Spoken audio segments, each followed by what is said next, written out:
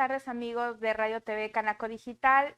Es un gusto que nos acompañen hoy en su programa El ABC del Empresario. Mi nombre es Gloria Lira y estoy muy contenta de que nos estén sintonizando. Para el día de hoy he preparado un tema muy especial, que es el tema prevención y atención de delitos patrimoniales. Y para tratar este tema me hago acompañar de una persona a la que admiro y le tengo un afecto muy especial por ser un amigo de muchos años y que he sido testigo de su formación académica día con día y su actualización constante. Él es el maestro Urbano Uscanga Jiménez. Urbano, es un gusto darte hoy la bienvenida en tu programa El ABC del Empresario. ¿Cómo te encuentras? Buenas tardes, maestra. Pues muy bien, gracias por la invitación a usted y también a la institución por tener la confianza en un servidor y pues vamos a darle atención al tema que ustedes nos invitaron. Muchas gracias. Bueno, antes de entrar en materia, vamos a dar una breve semblanza. Bueno, el maestro es licenciado en Derecho, egresado de la Universidad Veracruzana, que también es mi alma mater, orgullosamente. Él también hizo una maestría en Derecho Penal y actualmente se encuentra cursando el doctorado en la Universidad de Mexicali en Derecho Penal. ¿De dónde nace este interés de especializarte en esta rama y de seguirte actualizando constantemente? Bueno, encontramos fenómenos diariamente, fenómenos delictivos, pues hay robos, hay fraudes, hay conductas atípicas que hacen personas en contra de los bienes de las personas y en ese sentido, pues obviamente me surge esa inquietud de especializarme. Si bien es cierto, al inicio de la profesión iniciamos en algunas otras materias, con el tiempo pues surge este amor por la o pasión por el derecho penal y sobre todo pues lo que tiene que ver con los derechos de las víctimas en los delitos. Particularmente vemos, por ejemplo, los delitos patrimoniales como los que nos acaban de invitar pues en esta materia a participar. Y, por ejemplo, en los delitos de robo, esos son los que me llaman mucho la atención, porque siempre va a haber una víctima que se duele de haber sido desposeída, desapoderada de un bien, y que sabemos que en estos tiempos, con mucho sacrificio, pues es difícil hacerte de un bien y que venga un delincuente o una persona y se apodere y te despoje o te prive de un derecho que pues tanto te ha costado pues llegar a llegarte. Bueno, maestro, como bien sabes, aquí en la Cámara Nacional de Comercio, Servicios y Turismo, nuestros agremiados son pymes, pequeñas y medianas empresas, y son un grupo de emprendedores. Y este tema pues resulta de vital importancia porque todos podemos ser sujetos de una conducta delictiva y de un delito que afecte nuestra economía, como son los delitos de tipo patrimonial. ¿Cuáles son las consideraciones básicas que crees debemos conocer todas las personas que estamos en este nivel de emprendimiento o que ya tenemos una empresa constituida en el momento de ser víctimas de un delito? ¿Qué es lo primero que debemos hacer? ¿Cómo debemos actuar? Considero que la prevención es algún evento importante, no esperar hasta que seamos víctimas del delito. En todo caso, sería desde antes tener nuestra documentación en regla, porque cuando lleguemos a una agencia del Ministerio Público o a una unidad de atención temprana, nos van a pedir que acreditemos primero la titularidad del bien que nosotros decimos que fuimos víctimas del delito, ya sea de robo, fraude o cualquier otro evento delictivo, pero sí nos van a pedir eso. Nosotros como abogados, lo primero que le pediríamos a la persona es que nos acredite con qué documento, ya sea una factura, si es el caso de un bien como un vehículo, como un electrodoméstico, o ya sea una escritura en caso de lo que tiene que ver con pues alguna propiedad. Incluso es bueno tener algún tipo de diligencias, por ejemplo, si no se tienen documentos legales idóneos, como lo sería una escritura, pues serían, por ejemplo, alguna fe de hechos de algún notario público. ¿Por qué? Porque tenemos que acreditar que tenemos un derecho sobre esa propiedad. O sea, ¿qué pasa entonces si yo llego a la agencia del Ministerio Público y digo, me robaron 3 laptops, 2 computadoras de escritorio, una impresora, 5 sillas y 2 mesas de trabajo, y solo puedo acreditar la propiedad de una laptop, una computadora de escritorio? Entonces, todo lo demás que me robaron no cuenta. ¿Qué pasa? No lo voy a recuperar nunca. Creo que es una pregunta que seguramente nuestro teleauditorio se estará haciendo en este momento. Sí podemos denunciar porque recordemos que lo que el Ministerio Público, Fiscalía recibe es una noticia criminal, es decir, la noticia de que se ha cometido un hecho y pues que éste reviste el carácter de delictuoso. De entrada, pues nos van a pedir que acreditemos nuestra titularidad, la persona, nuestra identidad, y sí nos van a requerir ese tipo de documentos. No quiere decir que con ello pues no se vaya a realizar la investigación. Nos comentaba que pues en este caso que nos propone que solo hay de ciertos o parcialmente de ciertos objetos y no de todos. Bueno, aún así, el Código Penal para el Estado de Veracruz y también el Código Nacional de Procedimientos Penales, que son los que se ocupan de este tipo de eventos, sí nos manejan que, por ejemplo, si no se puede acreditar, pues se podrá en este caso incluso hasta en ejecución de una sentencia ya condenatoria, poder acreditar con ciertos elementos convictivos. Por ¿Cómo ejemplo, qué elementos serían estos? bueno, en el caso de objetos, pudiera ser con algún documento que tuviéramos, si no es una factura. Hablábamos hace rato de diligencias ad perpetuam. A veces también acudimos a centros de empeño. Maestro, licenciado Urbano, con la confianza que te tengo, acuérdate que no todas las personas que nos están viendo pueden entender qué es una diligencia ad perpetuam. ¿Quieres explicarnos un poquito más en un lenguaje más común y cotidiano? Estas diligencias son las que ocurren o las llamadas fe de hechos. Van entre un notario, obviamente se le pagan los honorarios y él va y hace su certificación. Él tiene algo o está investido de algo que se llama fe pública, es decir, que lo que él dice es la verdad en lo que él está percibiendo a través de sus sentidos, mente y sus ojos, y él puede dar fe y dar cuenta de que efectivamente lo que él está poniendo en su documento es lo que está en la realidad. Nosotros esto nos vamos a hacer pues un documento que para nosotros o los abogados en el momento oportuno va a poseer elementos idóneos. Por ejemplo, vámonos en un delito específico, fuera el despojo. Bueno, yo con ese documento, cuando acudo al Ministerio Público, voy a acreditar la existencia del lugar y que yo tenía la posesión, es decir, que yo lo estaba habitando. Y vale que estas diligencias ad perpetuum que se hacen ante notario público las hagamos posterior a la comisión del delito. Se requeriría que fuera, o lo ideable sería que fuera previo. No es que no se pueda hacer posterior, sí, pero uno de los elementos, por ejemplo, en ese tipo de delitos es que tú hayas tenido la posesión. Entonces, aunque sí se pudiera acreditar con otros elementos a través de la investigación y pues obviamente en el juicio, que es donde se va a probar, sí pudiéramos, pero pues precisamente el tema es qué hacer. Y yo pienso, mi idea es que siempre va a ser prevención. No esperar a que ya nos pase el evento delictivo para poder hacerlo, aunque sí lo podemos hacer. Sin embargo, lo deseable es que sea previo a un evento delictivo. Maestro, y en el caso de las personas que tienen inventarios pero no tienen facturas, ¿esos inventarios pueden servir para acreditar la propiedad de los bienes? Sí, sí pudieran ser sujetos. Acuérdense que en el nuevo sistema de justicia penal se habla de una libre valoración. ¿A qué me refiero? Para ser más específico y que los que nos siguen lo entiendan. El juez y el Ministerio Público y también el juez de control, a través de cualquier medio, puede probar cualquier hecho, siempre y cuando obviamente sea razonada y justificada lo que él está determinando. Por ejemplo, hace un momento hablaba yo de lo que tiene que ver con boletas de casa de empeño. Bueno, en algunas de ellas se ponen ciertos avalúos que eso le puede dar una idea al juzgador. Si bien es cierto, no es una factura, pero hay otros documentos que en su debido momento pudieran servirnos de base para cuantificar el valor de la cosa que se dice robada o sustraída. Ok, pues es muy interesante. Entonces, paso número 1, documentar lo que no tengamos documentado. Obviamente, antes de que nos pase lastimosamente una situación que presumamos como un delito, como en este caso sería un robo, un despojo. Y una vez que ya tenemos este documento, entonces acudiríamos a la fiscalía que nos correspondiera. Y hablaba usted hace rato sobre el momento en que ya se está ante la presencia del fiscal y hay que acreditar la personalidad. Bueno, en el caso de una persona física, ¿cuáles son los documentos que debe acompañar?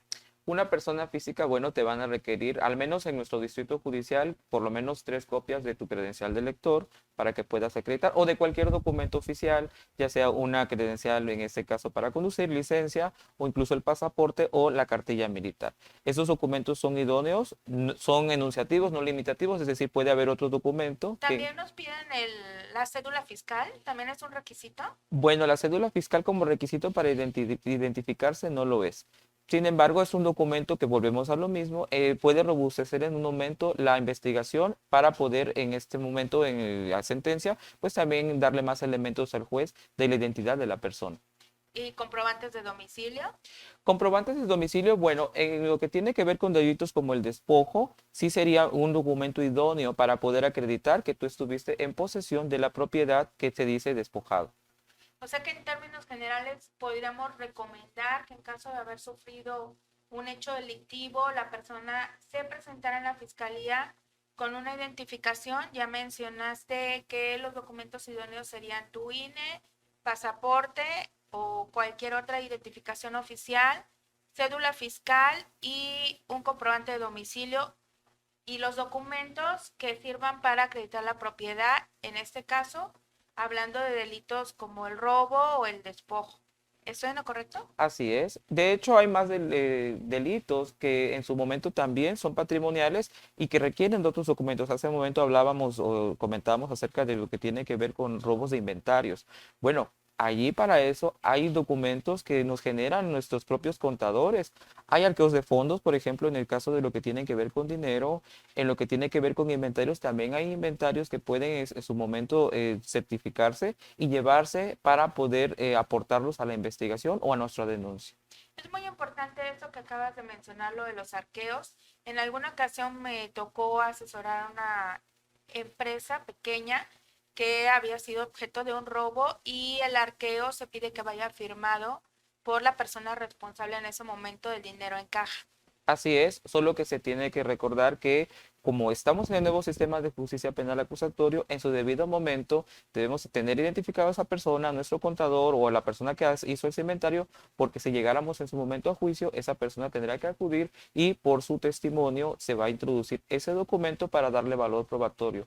Sin embargo, también hay que acotar que se pudieran llegar antes de todo ese proceso a una solución alterna para salir a ese procedimiento.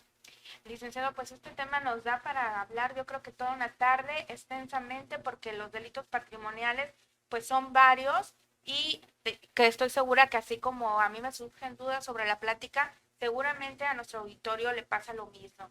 Entonces, bueno, nos vamos a ir a una pausa y vamos a regresar con los documentos que en su caso necesitaría una persona moral para presentarse ante la autoridad, en este caso una fiscalía, para presentar la denuncia correspondiente cuando en su empresa ha ocurrido un ilícito. No se despeguen, yo soy Gloria Lira, este es su programa El ABC del Empresario. Hoy contamos con la presencia del maestro Urbanus Kanga Jiménez. Volvemos en unos momentos. ¿Estás por realizar un evento? Ven a conocer nuestro Salón Presidentes en Cámara Nacional de Comercio Servitur, Veracruz.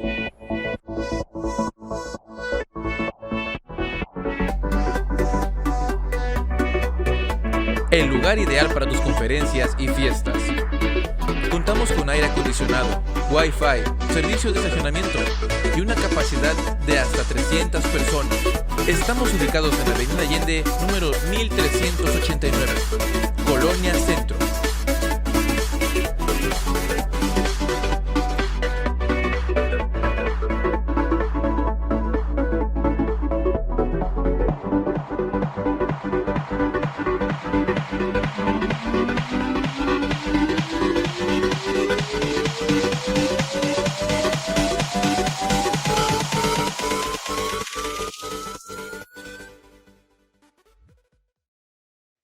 Pues ya estamos de vuelta en su programa El ABC del Empresario con nuestro tema prevención y atención de delitos patrimoniales en compañía del maestro Urbanus Kanga Jiménez. Y nos quedamos, como recordarán, en que ya sabemos qué documentos debe llevar como mínimo una persona física que ha sido víctima de un robo o de un delito patrimonial Pero ahora, ¿qué documentos tendría que llevar si esta persona se trata de una persona moral, maestro?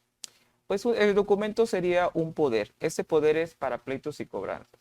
Si se va a hacer algún tipo de negociaciones, también ese poder debe incluir inserto que puede incluso convenir, es decir, participar en algunos convenios para poderse dar por reparado del daño, pero un poder general para pleitos y cobranzas sí va a poder bastarle a una persona moral. Que si puede presentar una denuncia una persona en calidad de empleado, sí puede, ¿Un gerente, porque por ejemplo? sí podría, porque a muchos de esos delitos a veces, por ejemplo, en las cadenas comerciales, sin decir nombres, a veces llegan y te atacan con violencia, un arma de fuego, un cuchillo, y volvemos a lo mismo, noticia criminal que es en el cual la empresa, o en este caso el Ministerio Público, perdón, se da por enterada de que existe el delito. Bueno, puede hacer del conocimiento y con posterioridad, en este caso, lo que tiene que ver con la persona titular del bien jurídico, que sería el patrimonio, podrá asistir a esa misma denuncia, a personarse, pero sí tendrá que justificar y acreditar que es la titular en el caso con un poder para pleitos y cobranzas. Bueno, en este caso también, amigos, no se olviden que cuando son pequeñas, medianas empresas, a veces solamente cuentan con su acta constitutiva, donde dependiendo del órgano de administración, ya sea un administrador único, que normalmente tiene englobadas esas facultades, las de pleitos y cobranzas y muchas otras más, o las personas que integran un consejo de administración, en este caso, el presidente y algún otro funcionario del mismo, también tienen estas facultades, porque luego dicen, ay, es que yo no tengo un poder notarial. Bueno, en el acta constitutiva devienen o se derivan todas estas clases de poderes para que lo tengan bien claro y no quede lugar a dudas. Pero si ustedes son una persona moral y definitivamente no quieren verse inmiscuidos en estos trámites, bueno, pues nada mejor como contratar a un experto en la materia y darle un poder notarial única y exclusivamente para pleitos y cobranzas, que será la persona que se encargue de interponer estas denuncias, de hacer valer estos hechos y bueno, darle seguimiento a toda su defensa. En este sentido, en tu experiencia, maestro, ¿cuáles son los delitos más recurrentes que dentro del ámbito del comercio de los empresarios suelen afectarles?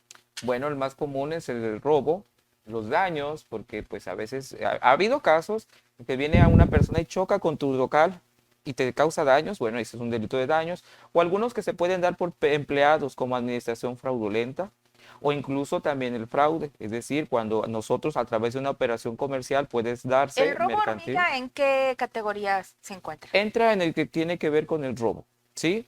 Dependiendo la naturaleza también de cómo se dan, en este caso, las participaciones de quienes lo cometen, ¿no? Porque puede ser que esté siendo por propios empleados o también puede darse por personas ajenas al establecimiento mercantil. Ahí habría que verificar quién es el que propina la conducta, pero sí pudiera darse el robo.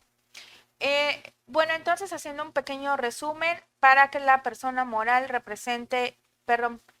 presente su denuncia, tiene que acudir primero a una fiscalía. ¿Cómo ubica esta fiscalía? En nuestro puerto de Veracruz, pues está la Fiscalía Norte, que está también ahí en lugar conocido, y también está la Fiscalía que está en Boca del Río, Veracruz. ¿Y cómo lo ubican? Bueno, primero lo que se tiene que saber es que hay delitos con violencia, como en el robo puede darse con violencia o sin violencia. Cuando son sin violencia, aquí en el puerto de Veracruz, se da que se tiene que presentar ante la unidad de atención temprana, pues porque lo que se busca es que el procedimiento pues no sea engorroso, sino buscan una conciliación O sea, esta previamente. parte es muy importante porque, a ver, entiendo, yo tengo un local comercial que está ubicado aquí en zona centro. Es un hipotético, ¿eh? No tengo el local. Y bueno, y se meten en la noche. A la hora que yo abro mi cortina, me doy cuenta que sustrajeron diversos materiales. Ese no es un robo con violencia. Entonces yo tengo que acudir a una unidad temprana. Sí, una unidad de atención temprana. ¿Para qué? Para que ellos en su debido momento también, ellos son los que en nuestro puerto de Veracruz tienen la noticia criminal y luego pues como no hay persona que citar, no se puede salir alternamente porque Eso no iba a se puede. decirte, maestro, ¿a quién van a llamar si yo no sé quién se metió? Lo que hace la unidad de atención temprana es que lo remite a lo que es un fiscal investigador, un ministerio público, como lo conocemos, y él se va a encargar de hacer las diligencias pertinentes para investigar quiénes son los responsables.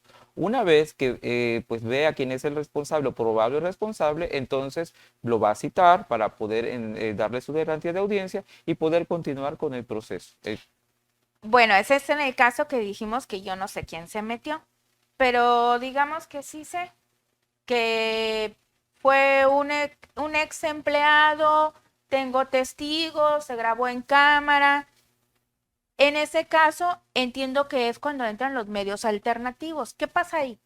Cuando existe la identidad y se fue a un mecanismo de atención o una unidad de atención temprana, se le puede, en ese caso se le va a hacer una invitación para que comparezca a una diligencia en la cual las partes van a poder exponer, por ejemplo, el denunciante, de lo que se duele y poder llegar a una composición, es decir, poder llegar a un arreglo. Si en ese momento la persona que cometió el evento delictivo pues tiene la voluntad, porque es un principio que rige estos mecanismos, podrán llegar a un acuerdo reparatorio y serán turnados a un facilitador especializado, el cual les dará un convenio para que ellos puedan arreglar su diferencia o dirimirla allí, y ahí quedaría el expediente.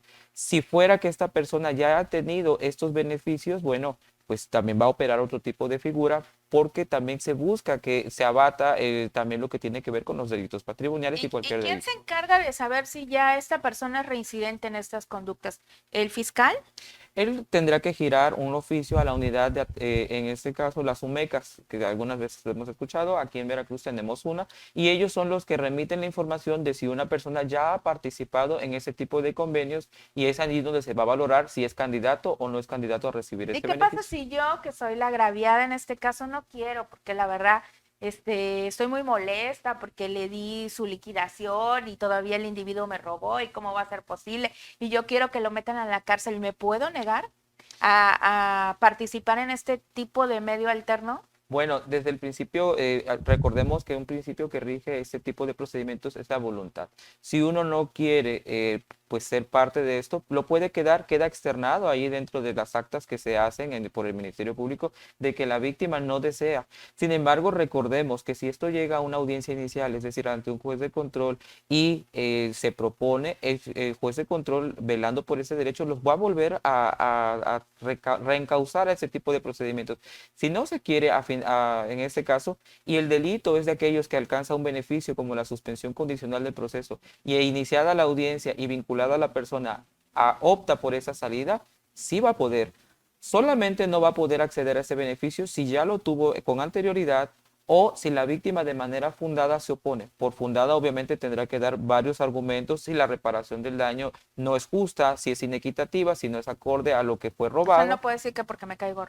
No, eso no sería una justificación para oponerse de manera fundada. Y eso es importante tenerlo porque entendemos pues el disgusto que se tiene ante ser víctima de un evento delictivo. Sin embargo, recordemos que por la reforma del 2008 en materia constitucional, pues también los que son las personas que cometen eventos delictivos también tienen beneficios. Esto es propiamente producto del legislador, no es que los abogados no queramos. A veces entendemos los disgustos con los clientes, sin embargo, pues la Constitución y el Código Nacional les promete esa salida a los ciudadanos también. Es por ese tema que acabas de tocar, precisamente ese sentir que muchas veces el cliente te expresa y te dice, es que no es justo. O sea, yo sé que no es lo que vale, sino la acción, pero bueno, realmente es un beneficio que tienen en este caso, a partir de la reforma, como bien comentas, las personas que están implicadas en este tipo de procesos. Bueno, licenciado, pues la verdad, creo que hay muchas dudas todavía que se encuentran en el limbo. Hemos tratado de ir tocando así los temas más interesantes y vamos a regresarnos un poquito a cómo prevenir este tipo de situaciones. Hablamos últimamente de los casos en que los empleados son los que se encuentran inmersos en este tipo de conductas. ¿Cómo puede el patrón, el dueño de un local, prevenir que sus empleados incurran? Ya sabemos que no hay una herramienta que sea como la varita mágica que vaya a garantizar que esto nunca vaya a ocurrir. Pero ¿tú qué tipo de recomendaciones darías para este tipo de eventos? Por ejemplo, cuando se maneja efectivo, que hagamos periódicamente los arqueos de fondo. Cuando le damos al empleado la confianza o por el tipo de labor que se tiene, él maneja efectivo, llámese caja chica o llámese que lleva de algún acto de administración dentro de la empresa, tiene acceso a efectivo. Yo siempre le sugiero a los clientes que de manera periódica tengan esos arqueos de fondo, porque cuando exista un faltante es la manera de poder acreditar. Los ministerios públicos y los jueces en tratándose de este tipo de delitos te van a pedir que acredites la preexistencia del dinero, es decir, que de manera cierta existió y la cantidad exacta. Y para ello un medio idóneo o eficaz sería un arqueo de fondo para poder acreditar el monto de lo sustraído. Yo creo que también aquí es muy importante que se cuente con un perfil y una identificación de las funciones de cada empleado, porque eso también a veces ocurre ya en la práctica, que el que hoy es cajero, mañana es el encargado general de tienda y luego es la persona que se encarga, por ejemplo, del almacén. Entonces, el estar rotando y que no exista una identificación, una descripción del puesto como tal, a veces genera también este tipo, a mi parecer, de debilidades dentro de la organización. Entonces, ¿qué debemos de tener? Si estamos hablando de una pequeña, mediana empresa, pues un organigrama muy claro y una descripción muy puntual de cada uno de los puestos que van a ocupar. Y no sé si tú considerarías importante de cierto número de trabajadores que cuando se manejen recursos se les saque una fianza a los trabajadores.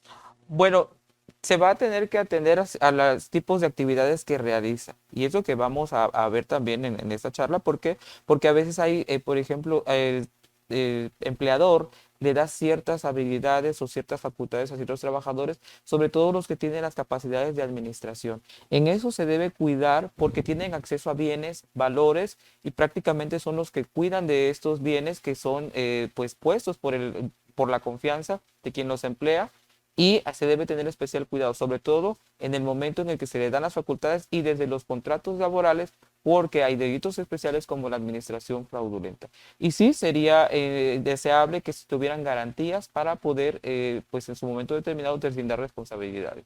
Claro, esta será una cuestión de análisis costo-beneficio, pero yo creo que siempre van a ser más los beneficios que el costo o la inversión que se vaya a realizar. Recuerden que este es su programa, el ABC del empresario. Y nos vamos a una pausa y regresamos con el tema prevención y atención de los delitos patrimoniales. ¿Estás por realizar un evento? Ven a conocer nuestro Salón Presidentes en Cámara Nacional de Comercio Servitur, Veracruz.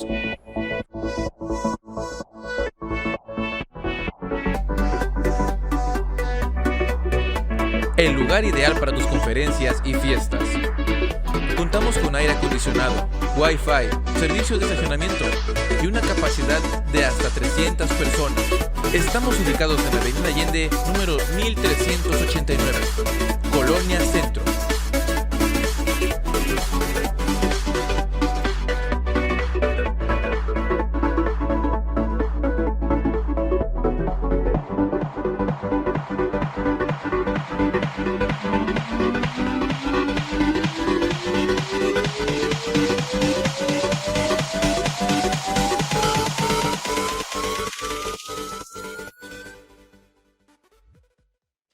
Pues ya estamos de vuelta, amigos, con el tema prevención y atención de delitos patrimoniales en compañía del maestro Urbano Uscanga Jiménez. Bueno, y ya puse mi denuncia, ya fui víctima de un delito. ¿Qué puedo esperar de la autoridad? ¿Cuáles son las diligencias que yo tengo que conocer que se van a llevar a cabo? La realidad es que aquí, como en muchos lugares, y tú como abogado seguramente has de tener la experiencia de que a veces el cliente ya está muy desanimado porque dice, solamente me voy a enfrascar en un procedimiento meramente burocrático y no voy a recuperar nada y solo voy a perder mucho tiempo.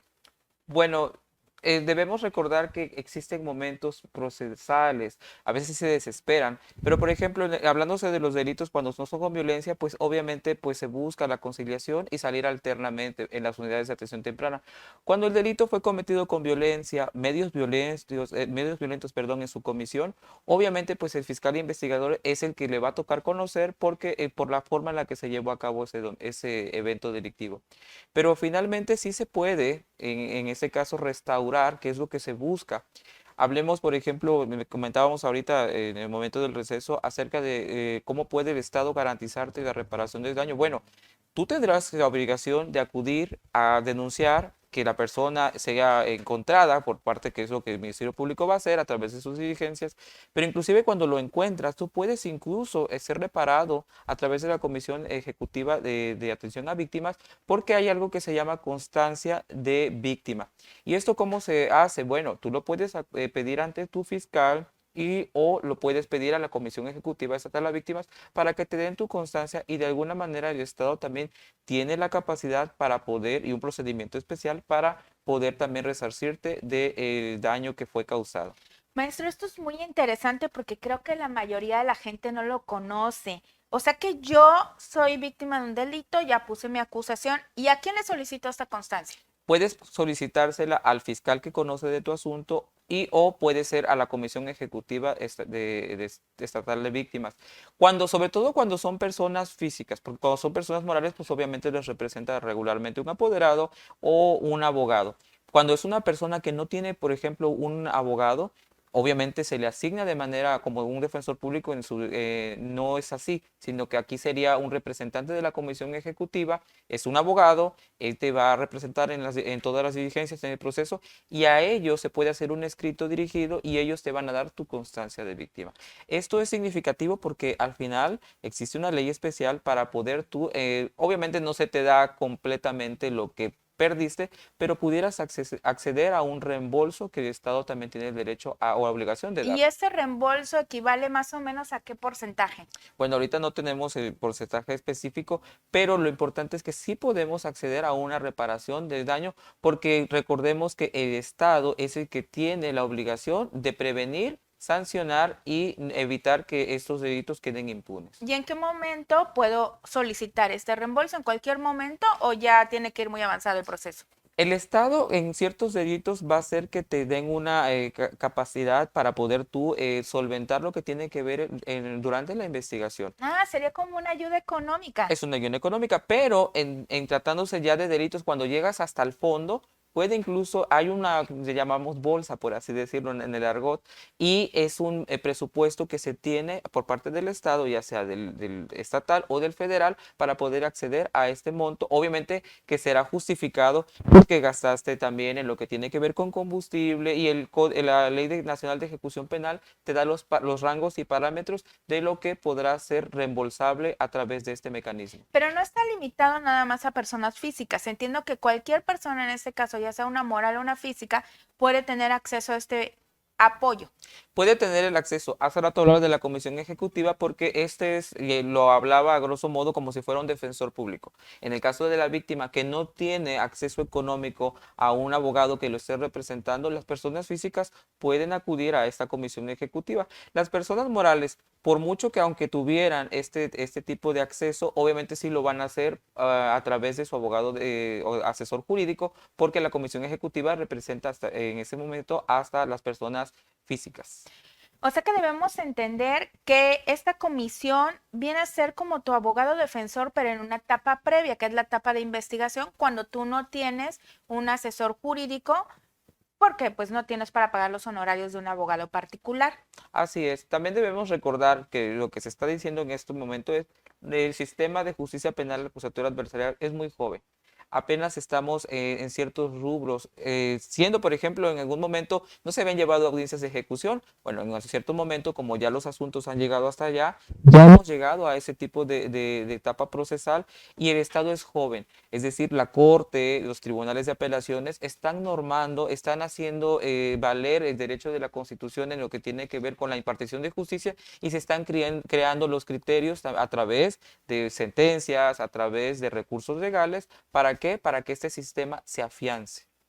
Oye, pues esto está muy interesante. La verdad, creo que es muy interesante para todo nuestro teleauditorio porque seguramente no lo sabían. Ya saben que si tienen una denuncia en camino y si no cuentan con un asesor, bueno, pues aquí pueden pedir la opinión y con todo el expertise del maestro Urbano Uscanga Jiménez, que seguramente les va a ayudar a recuperar o por lo menos tratar de financiarse en alguna parte del proceso mediante este tipo de proceso que no es muy conocido, que es el apoyo que brinda el gobierno a través de este tipo de mecanismos. Abogado, para tu experiencia que llevas al día de hoy, porque eres un abogado joven todavía, Gracias. ¿es para ti realmente, crees que es mejor este nuevo sistema, que funciona mejor? Tiene sus ventajas, como todo, y tiene sus desventajas. Yo creo que, por ejemplo, para las personas que en algún momento hemos estado involucrados en un delito, pues no, a veces no es intencional, los delitos de culpa, un choque, daños. Y en ese tipo, la realidad es que muchas personas que no están acostumbradas a pues tienen el acceso de salir de manera rápida del proceso, por ejemplo, a través de la reparación del daño, un acuerdo reparatorio, incluso si se llega al proceso y no se tiene para un acuerdo reparatorio, pudiera ser una suspensión condicional, incluso un procedimiento abreviado. Para las víctimas del delito también, porque lo que busca este sistema es precisamente la reparación del daño, que el delito no quede impune y algo importante, el acceso a la verdad. Es decir, que la víctima tiene derecho a saber qué es lo que realmente ocurrió. El sistema anterior que teníamos no tenía estas virtudes. Estábamos muy acostumbrados al sistema anterior. Yo invito pues, a los que nos escuchan a que exploren las bondades también del nuevo sistema de justicia penal acusatorio adversarial y que nos acostumbremos. ¿Por qué? Porque a nivel nacional, eso es algo que se buscaba, ya hay una homologación. Y en ese sentido, tú puedes ir y ver el sistema aquí en Veracruz, podrás ir a otro estado y va a ser el mismo sistema con el que te vas a encontrar. Sí, es una gran ventaja el contar con un código nacional único, que lo mismo puedes ir a litigar a Mérida, que lo mismo puedes ir a litigar a Sonora o a cualquier entidad de la República Mexicana, pues sabiendo que el proceso siempre va a ser el mismo. Licenciado, ¿y cuáles son, en tu experiencia, qué prefieres tú, llevar la defensa de la víctima o ser el asesor jurídico de la persona agraviada? Bueno, me ha tocado de los dos. A veces, bueno, los abogados actuamos por un sentido de justicia. Y pues por justicia entendemos que cada quien debe recibir lo que merece. En ese sentido, pues muchas veces me ha gustado representar más a la víctima. ¿Por qué? Porque es un logro obtener que la víctima obtenga la justicia y su reparación del daño. Estamos en índices delictivos, pues medianamente en lo que vemos en la zona conurbada, pero sí es grato que la persona reciba su reparación del daño. Por ello, yo creo que debemos explorar más los abogados la parte del asesor jurídico y no solo de la defensa. ¿Para qué? Para que también la víctima se sienta protegido y sintamos que este sistema implementado en nuestro país está funcionando. Entonces, también invito a las personas a que se acerquen a los abogados que tengan experiencia como asesor jurídicos de delito. ¿Para qué? Para que puedan acceder a cada una de las garantías que le da nuestra Constitución y las leyes. Y sobre todo que busquen abogados profesionistas realmente formados en lo que sus necesidades requieren, porque muchas veces decimos, no, es que el abogado penalista y tiene toda la experiencia del mundo, sí, pero bueno, la realidad es que el derecho se mueve constantemente, día a día, y bueno, ya estamos hablando de un sistema penal acusatorio adversarial que, aunque como ya mencionó el maestro, es muy joven, pues ya requiere de una formación y una actualización constante y diaria. La verdad, a veces nos dejamos un poco influenciar o ir un poco así, como diríamos coloquialmente, con la finta de que es el abogado de todos los años, toda la experiencia. Pues sí, pero a lo mejor es un abogado que se encontraba dentro del sistema penal anterior y bueno, quizá que tenga muchas tablas y tenga nociones, pues no tiene la idea de lo que es ahora una audiencia oral. porque pues tiene su expertise y requiere su ciencia y su técnica jurídica. La verdad, Urbano, te agradezco mucho que te hayas dado el tiempo y el espacio para acompañarnos el día de hoy. ¿Quisieras hacer algún último comentario como conclusión? Como comentario final, yo siempre sugiero la prevención. No esperemos a que nos acuda o que nos acontezca un evento delictivo. Si tenemos nuestro abogado de confianza, si tenemos, por ejemplo, un jurídico de la empresa, acerquémonos mucho antes. Trabajemos sobre lo que tienen que ver inventarios, trabajemos sobre avalúos anteriores para que esto pueda ser aportado. Hagamos inspecciones de nuestros objetos que tenemos y qué documentación y soporte tenemos dentro de la empresa. Sería bueno implementar incluso carpetas con esos documentos y tenerlos resguardados. ¿Para qué? Para que en el debido momento no tengamos el que hay que correr por la factura. Tenemos factura de esto, oye, el documento de tal propiedad. Sería idóneo para que una vez que esperemos no sea el caso, acontezca un evento delictivo, estemos en la oportunidad de acudir al órgano investigador y que accionar la maquinaria estatal para poder recobrar nuestros derechos. Coincido al 100% con lo que mencionas. Bueno, tú sabes que una de mis especialidades es precisamente el derecho de empresas y en efecto no hay nada como la prevención, tener un semáforo de riesgos o tener un programa de compliance que es preventivo, pero bueno, precisamente en la pausa me decía el licenciado, estás un poquito soñando porque todavía Veracruz no tiene esa cultura, pero yo estoy muy segura que en breve lo vamos a lograr y vamos a implementar muchos programas que van a ser de mucha ayuda para la gente que se encuentra dentro del comercio, pequeñas, medianas empresas y emprendedores. Y pues no me resta más que agradecerte nuevamente y que nos des tus redes sociales, tu número de teléfono, dónde te podemos localizar. Somos asesoría legal multidisciplinaria, nos pueden encontrar con asdemul.com y ahí está el número de teléfono y los invitamos a que si tienen alguna duda o consulta, pues nos contacten a través de esos medios.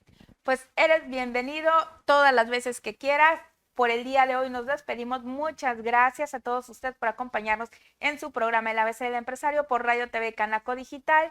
Yo soy Gloria Lira, recuerden su asesor jurídico Canaco. Estoy aquí para servirles.